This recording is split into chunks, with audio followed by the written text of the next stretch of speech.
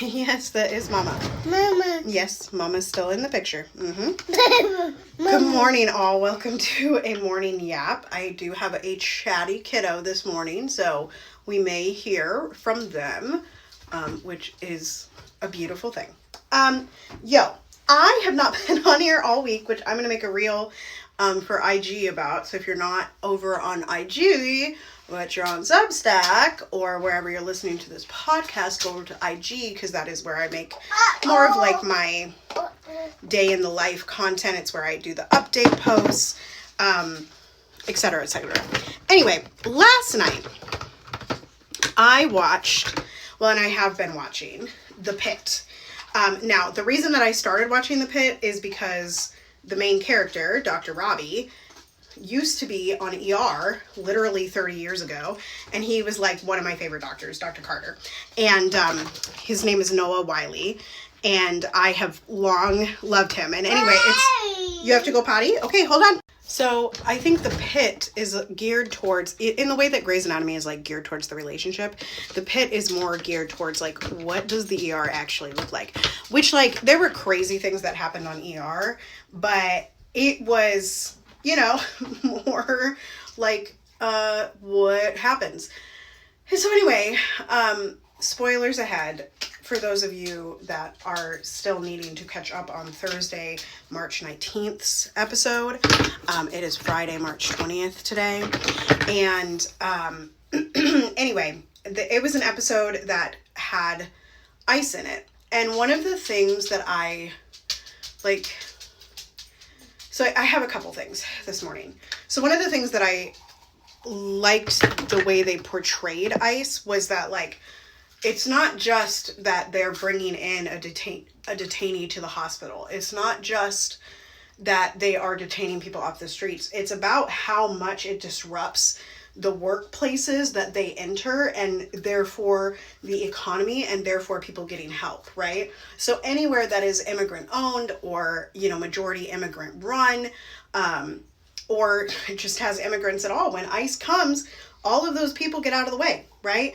All the brown people, all the black people, like, are at risk, right? Every patient is at risk, And that part of the episode and the portrayal, I feel like gets lost in media translation. When we're talking about ICE, is that, like, it really, yes, we center the story on the detainee, and we are filming what's happening and that kind of thing. But, it is also about, like, what has happened in Minnesota over the last 3 months is just essentially like this entire disruption of life, right?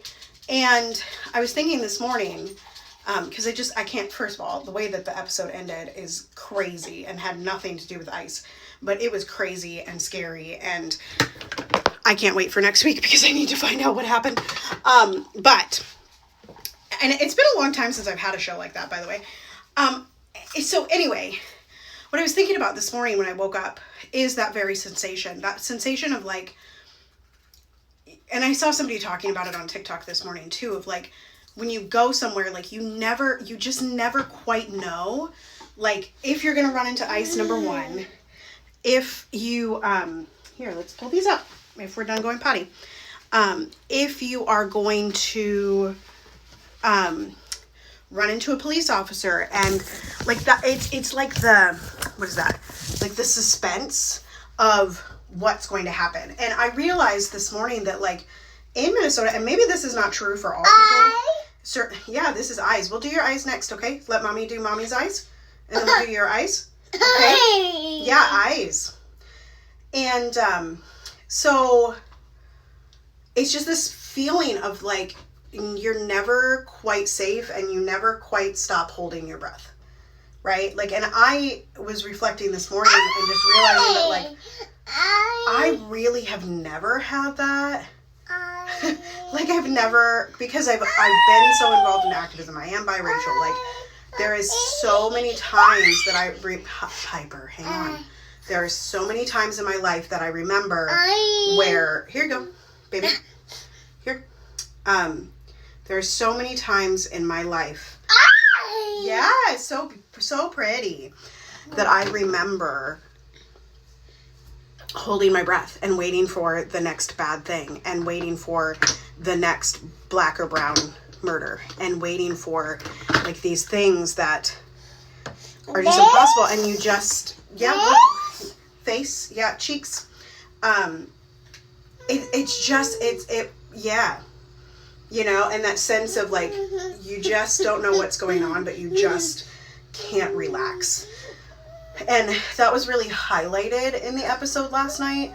And I just feel like that's such an accurate portrayal of where Minnesota is sitting, and anywhere that has been heavily affected by ICE or heavily affected by state-sanctioned murders and heavily affected by racial profiling and just, you know, on and on and on.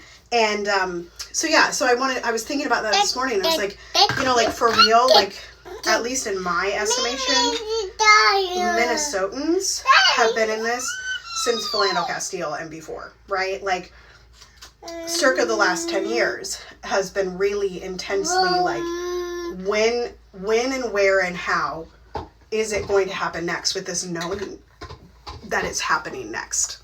Right? Like that there is something that is coming that is going to be horrible. And what kind of life is that? Right? So anyway, if you watch the Pitt, let me know. Give me some comments. Let's talk about it. I am talking about it on Threads. Although I got called the R word this morning. Anyway, whatever. So, abolish ICE, make good trouble, do good work, ceasefire now in our hearts and in our minds, and the world over. Joy is our revolution, and I will see you all next time. Toodles.